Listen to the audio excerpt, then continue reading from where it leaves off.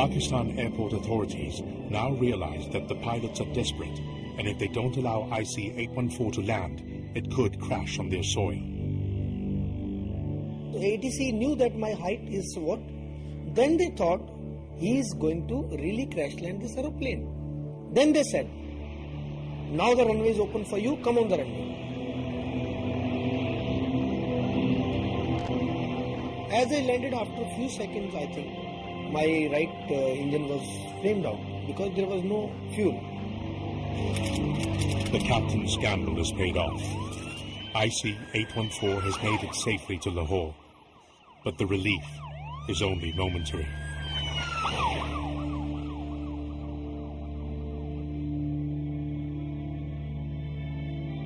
Back in the cabin, the injured passengers are slowly bleeding to death. If they are to have any hope of making it, they must receive urgent medical attention.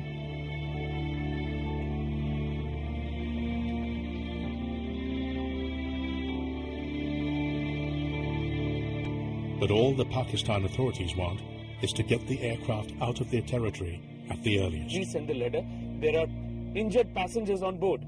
I asked ATC, I begged for this, please send the letter. I want my injured passenger and a few senior citizen, ladies, children to be offloaded here. They never agreed to this. They were very, very adamant. They said, you want fuel, we will give you fuel. But we will never let you offload anybody here. The Pakistanis didn't want to be seen as having anything to do with this.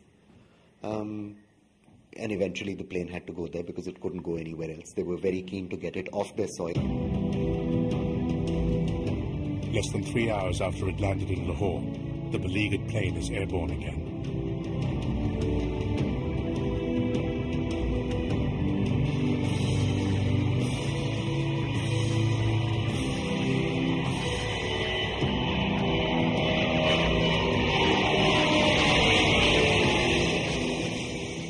Back in India, rumours that some passengers have been killed by the hijackers spreads panic amongst the crowds that have gathered at New Delhi airport.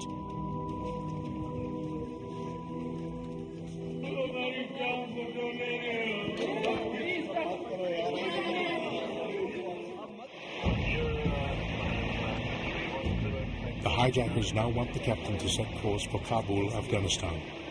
We have been hijacked and are heading towards Kabul. But Kabul has no night landing facilities, and so the hijackers forced the pilots to fly the aircraft to Dubai in the United Arab Emirates.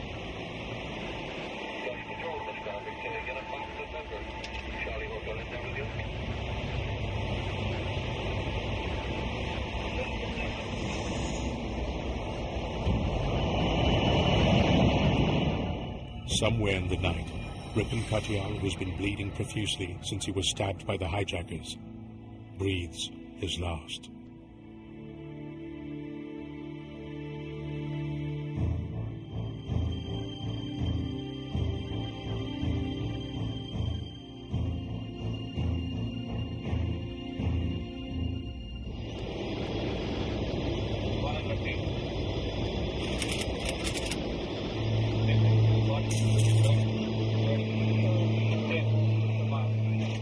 Having missed the opportunity to storm the plane on their own soil in Amritsar, the Indian government now makes an attempt to get the United Arab Emirates authorities to allow a commando operation in Dubai.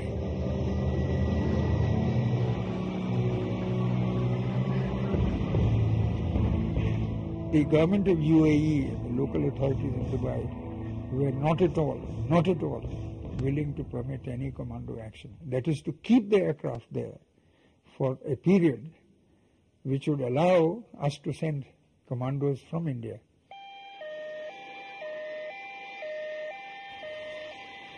The UAE authorities, however, get the hijackers to release some of the passengers in exchange for fuel.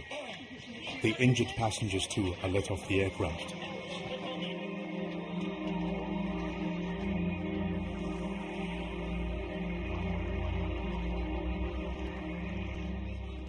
On ground at Al-Minhad, we'd been there for about 10 minutes when Berger walked up to me and says, "Get up." I obeyed him.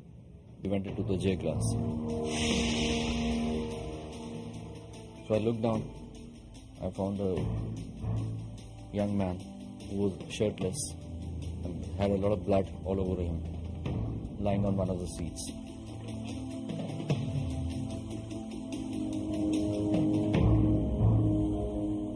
My heart was pounding away furiously, and I actually was frightened for my dear life at that point of time. The body of Ripon Katyal has been taken off the aircraft, but his bride Rachna, who is still on board, isn't even aware that her husband is dead. We were ordered to place the body on the top of the step ladder which had been positioned at the first door.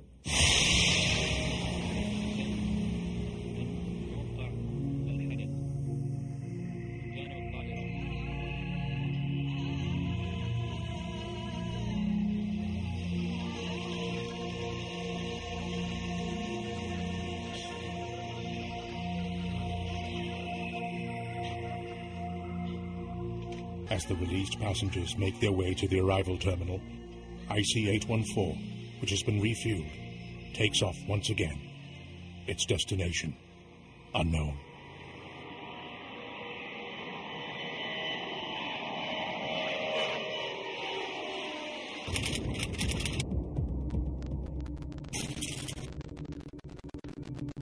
It's Christmas.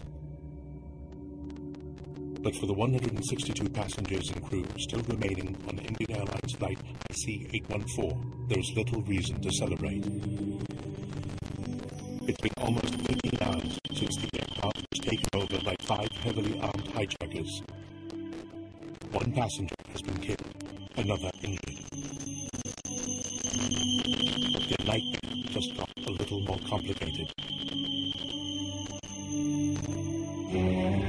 Unknown to any of the passengers, IC-814, which had been flying north through the night, has landed in Kandahar, Afghanistan.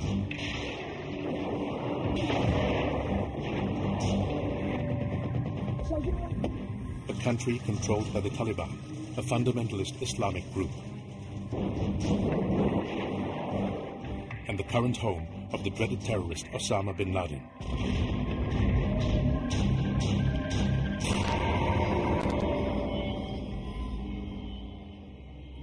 I could see open Pajero was coming towards the aircraft.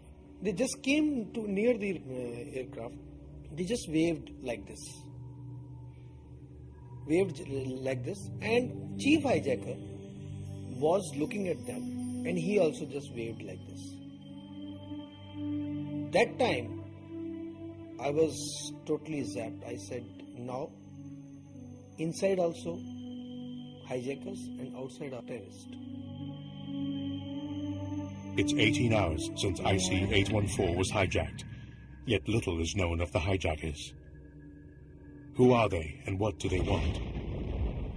From the accounts of passengers released in Dubai, Indian intelligence agents are convinced they are dealing with well-trained and highly motivated terrorists on a suicide mission.